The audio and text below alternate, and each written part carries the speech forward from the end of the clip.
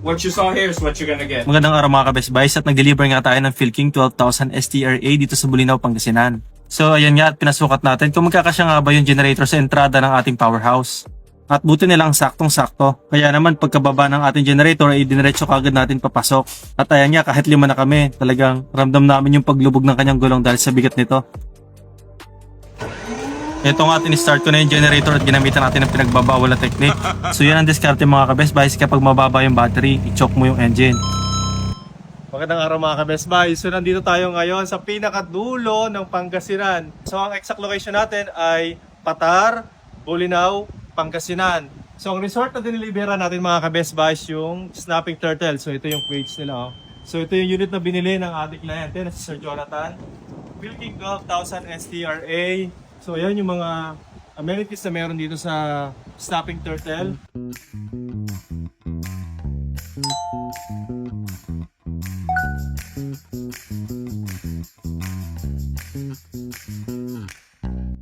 Tatlong aircon yung bubuhayin natin di 0.5 or 75 HP yung bawat isa.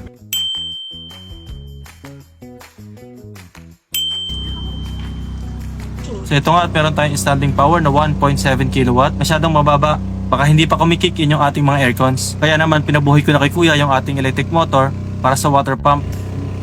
Ayun nga at minadagdag naman na 1 kW. From 1.7 naging 2.7. Wala pang 3 kW samantalang ang rated capacity ng ating generator ay 10 kW.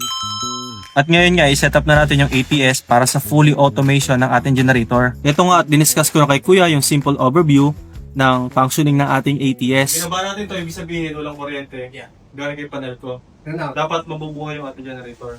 Tapos mag-supply na power sa automatic. Okay na. Yan, mag-burn out na. Burn out. Dapat mag-trigger ka.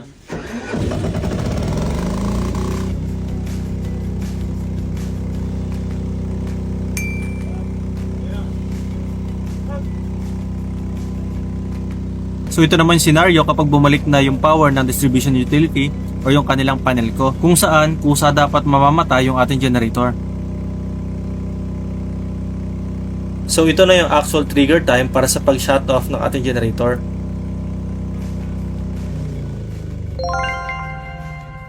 I guess the last scenario, if this fails, can you show him how this is done? Ayun, kung sakali na hindi ito gumana, ang gagawin natin, tatanggalin natin to. Ang setup namin dito mga ka-Best Buys, meron tayong automatic transfer switch at meron ding manual transfer switch na pang backup kapag nagkaroon ng problema yung ating ATS. Diba? Kunwari brand yeah. But it's safer to bring that down to the top side. Kabali natin to. Tapos mamaya natin i-on yan kapag buhay na yung generator. Buhay mo na. Ngayon, dahil naka-manual ka naman, pwedeng ibaba mo muna yan. Kasi breaker ng ng generator.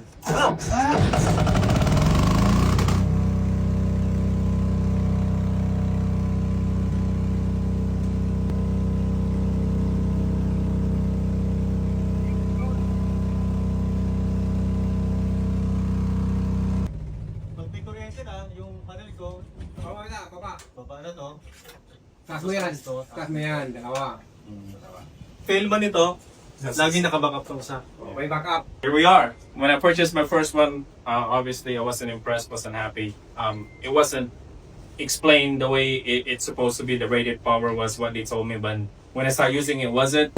So I did my own little research. I reached out to Philking right here, the man. And it's actually, what it says is actually what you're gonna get from his product. Some other competitor out there, I'm not gonna mention their name, they say it's 12,000, it's not what it is. Other reason why I went with him, customer service. He stays couple of hours just to get everything working for us, and that's a big deal to me. Shout out to Philking, the whole group. Shout out to all my friends down in Las Vegas, all my GE employees. Shout out to you guys. Come visit Snapping Turtle, and if you need a generator, don't hesitate to reach out to Philking. Snapping Turtle, Beach Resort.